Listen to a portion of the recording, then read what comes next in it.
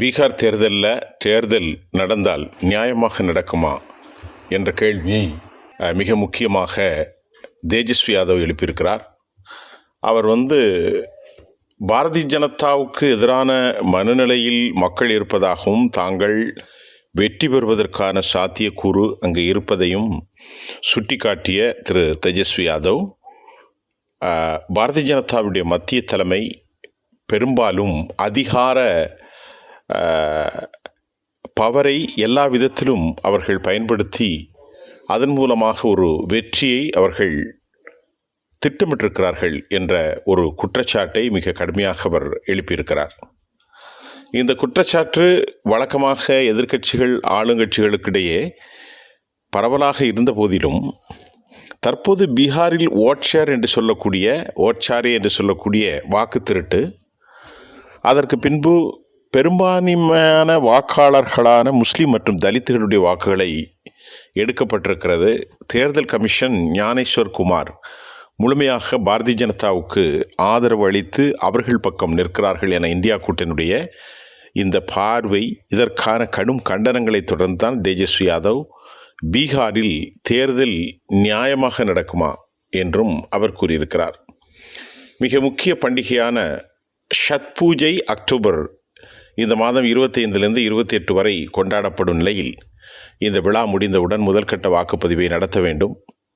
பிற மாநிலங்களில் பணிபுரியும் பீகார் மாநிலத்தவர் சத் பூஜைக்கு சொந்த ஊர் திரும்புவோர் என்பதால் வாக்குப்பதிவை அதிகரிக்க முடியும் என எல்லா கட்சிகளுமே யோசனை தெரிவித்துள்ளன. அதனால் 243 உறுப்பினர்கள் கொண்ட பீகார் பேரவையின் பதவிக்காலம் நவம்பர் 22ஆம் தேதியோடு நிறைவு பெறுகிறது. சத்பூஜை முடிந்தவுடனே முதல்கட்ட வாக்குப்பதிவு நடத்தப்பட வாய்ப்புள்ளதாகவும் அதிகாரிகள் தெரிவித்திருக்கிறார்கள். ஞானேஸ்வர் குமார் தேர்தல் ஆணையாளர்கள் விவேக் ஜோஷி, சுக்பீர் சிங் ஆகிய 2 பேருமே பாட்னாவுக்கு சனிக்கிழமை வருகை தந்தார்கள். நேற்று அவர்கள் ஆலோசனை கூட்டத்தில்தான் அனைத்து கட்சிகளும் தேர்தல் ஆணையாளர்களோடு நடத்திய பின்பு தேசிய ஜனநாயக கூட்டணியில் இருக்கக்கூடிய பாஜக, ஜனதா தளம், லோக் ஜனசக்தி, இந்தி கூட்டணியில் ராஷ்ட்ரிய ஜனதா தளம், காங்கிரஸ், இந்திய கம்யூனிஸ்ட், மார்க்சிஸ்ட் லெனினிஸ்ட் எல்லா கட்சிகளுமே கலந்து கொண்டார்கள். இந்த நிலையில் ஐக்கிய ஜனதா தளம் சார்பில் ஒரு கருத்தை வைத்திருந்தார்கள். பீகாரில் சட்ட ஒழுங்கு பிரச்சனையோ நக்சல் அச்சுறுத்தலோ தற்போது இல்லை என்றும் அவர்கள் தங்கள் கருத்தை வைத்திருந்தார்கள். எனவே ஒரே தேர்தல் சாத்தியமே, 288 உறுப்பினர்களை கொண்ட மகாராஷ்டிரா பேரவை போன்று ஒரே கட்ட தேர்தலை இங்கே நடத்திவிட வேண்டும் என்றும் கோரிக்கைகள் வைக்கப்பட்டிருக்கிறது. பாஜக மீது ஆர்ஜேடி விமர்சனம், 1 அல்லது 2 கட்டங்களுக்கு மேல் தேர்தலை நடத்த வேண்டும் என ஆர்ஜேடி உள்ளிட்ட எதிர்க்கட்சிகளும் கூட தற்போது வலியுறுத்தி வருகிறது. பீகாரில் வாக்காளர் பட்டியலுடைய சிறப்பு தீவிர திருத்தம் தற்போது மேற்கொள்ளப்பட்டு வருகிற நிலையில் வாக்குப்பதிவின் போது புர்கா அணிந்து வரும் பெண்களை அவர்களின் வாக்காளர் அட்டை புகைப்படத்தோடு சரிபார்க்க வேண்டுமென பாஜக வலியுறுத்தி வந்த நிலையில் இதன் பின்னணியில் அரசியல் சதி உள்ளதாக ஆர்ஜேடி விமர்சித்திருக்கிறது. அதே நேரம் வாக்குப்பதிவின் போது தனது சதித்திட்டத்தை செயல்படுத்த பாஜக விரும்புவதாகவும் கூட ஆர்ஜேடி தொடர்ந்து குற்றச்சாட்டுகளை வைத்திருக்கிறது. தேர்தல் தேதி அறிவிக்கப்படும் முன் சம்பந்தப்பட்ட மாநிலத்தில் தயார் நிலை குறித்து தேர்தல் ஆணையம் ஆய்வை நடத்துவது வழக்கம். எனவே பீகார் தேர்தல் விரைவில் வெளியாகும்.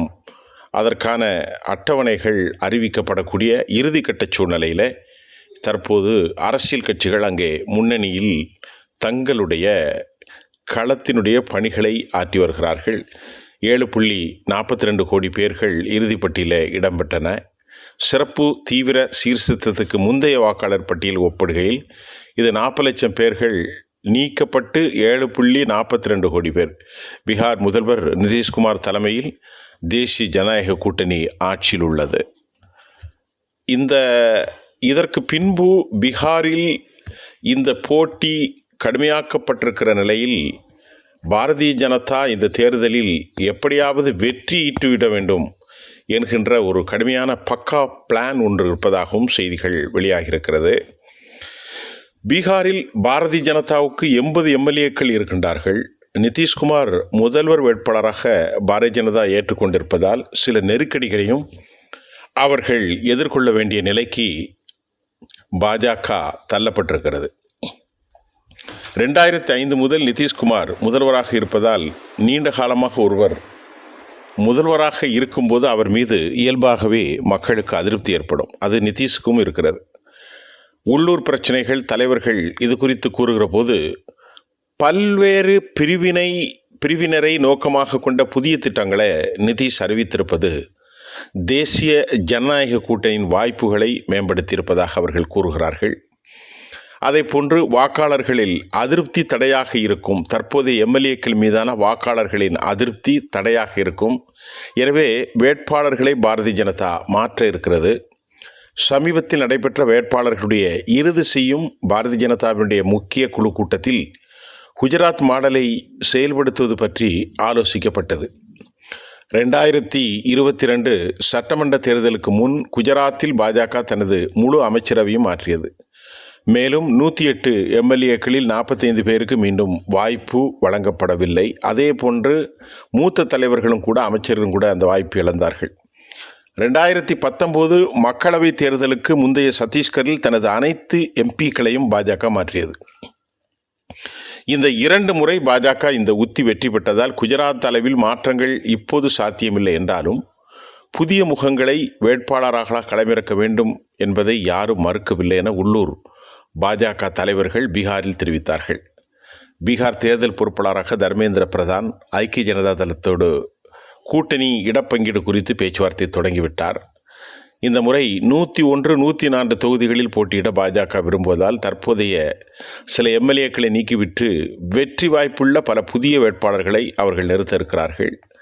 வழக்கமாக வயதை காரணம் காட்டி மற்ற மாநிலங்களில் சிட்டிங் எம்எல்ஏக்களுக்கு பாஜக சீட் மறுத்தது. ஆனால் பீகாரில் அமரேந்திர சிங், பிரதாப் சிங் மற்றும் CN குப்தா போன்ற ஒரு சில எம்எல்ஏக்களுக்கு மட்டுமே 75 வயதுக்கு மேற்பட்டவர்கள் என்பதாலும் சிட்டிங் எம்எல்ஏக்களுக்கு சீட் மறுக்க வயது ஒரு பெரிய காரணமாக இருக்காது. அதே நேரம் பீகார் குஜராத் போன்றது அல்ல. பீகாரில் பாஜகவுக்கு முழுமையான ஆதிக்கம் இல்லை, குஜராத்தில் முழு ஆதிக்கம் இருந்தது. அதேபோல் வலுவான போட்டியாளர்களை கொண்ட மாநிலம் இது. எனவே அவசரப்பட்டு மூத்த தலைவர்களை நீக்கிவிட்டால் அதிருப்தி அடைந்த தலைவர்கள் கட்சிக்கு பெரும் இழப்பை ஏற்படுத்தலாம் என பாஜக பீகாரில் அஞ்சுகிறது. கர்நாடகாவில் அப்படித்தான் நடந்தது. சீட் மறுக்கப்பட்ட பலர் கிளர்ச்சியாளர்களாக மாறி எதிரணியில் சேர்ந்து கட்சியின் வாக்கு வங்கியை பதம் பார்த்ததையும் பாஜக மறக்கவில்லை. கட்சியின் வேட்பாளர்களை மாற்ற பாஜகவுக்கு இன்னும் முக்கியமான காரணமும் இருக்கிறது. சமீப நாட்களில் ஜன சுராஜ் நிறுவனர் பிரசாந்த் கிஷோர் பீகாரில் உள்ள சில பாஜக முக்கிய தலைவர்கள் மீது மிக கடுமையான குற்றத்தை அவர் வைத்திருக்கிறார். துணை முதல்வர் ஷாம்ரட் சௌத்ரி ஒரு கொலை வழக்கில் தனது வயது குறித்த பொய் சொன்னார் என்ற குற்றச்சாட்டும் இதில் அடங்கும். இதனால் பாரதிய ஜனதா சிக்கல்களை சந்தித்துள்ளது. கட்சி ஒரு புதிய கதையை சொல்ல வேண்டும். அதற்காக வழி நம்பகமான மற்றும் புதிய முகங்களுக்கு முக்கியத்துவம் கொடுப்பது என கட்சி மேலிடம் நம்புகிறது. ராகுல் காந்தி பீகாரில் மேற்கொள்ளப்பட்ட வாக்காளர் பட்டியல் சிறப்பு திருத்தம் SIR குறித்த கடுமையான விமர்சனங்கள் அடுக்கியிருந்தாலும் தேஜஸ்வி யாதவ் போன்ற உள்ளூர் முகங்களை எதிர்கொள்ள கட்சிக்கு வலுவான ஆட்கள் தேவை. எனவே பிரதமர் மோடி, உள்துறை அமைச்சர் அமித்ஷா ஆகியோரை முன்னிறுத்துவதை விட உள்ளூர் தலைமையை முன்னிறுத்த வேண்டும் என்று கட்சி திட்டமிட்டிருக்கிறது என்பதும் கூட இப்பொழுது செய்திகளில் வெளியாகியிருக்கிறது. இருந்த போதிலும் அங்கே போட்டி கடுமையாக இருக்கிறது. வெற்றி அத்தனை சாத்தியம் யாருக்கும் இல்லை. கடைசியாக CO ட்ரஸ்டுடைய கணக்கில் 2 கட்சிகளுக்கும் இடையே 1% வித்தியாசத்தை நாம் ஏற்கனவே சொல்லியிருந்தோம். பாரதிய ஜனதா குஜராத்தை போன்று UPயை போன்று ஒரு வலுவான தலைவர் இல்லை. இன்னும் சீட் பங்கீட்டில் நிதிஷுக்கும் அவர்களுக்கும் பல முரண்கள் ஏற்படலாம். சிராக் பஸ்வான் முறைத்து கொள்ளலாம். இப்படி பல பிரச்சனைகள் பாஜகவில் இருப்பதால் அவர்கள் மிக சாதுரியமாக காய் நகட்டி கொண்டிருக்கிறது தான் தற்போது கள யதார்த்தமாக இருக்கிறது. நன்றி.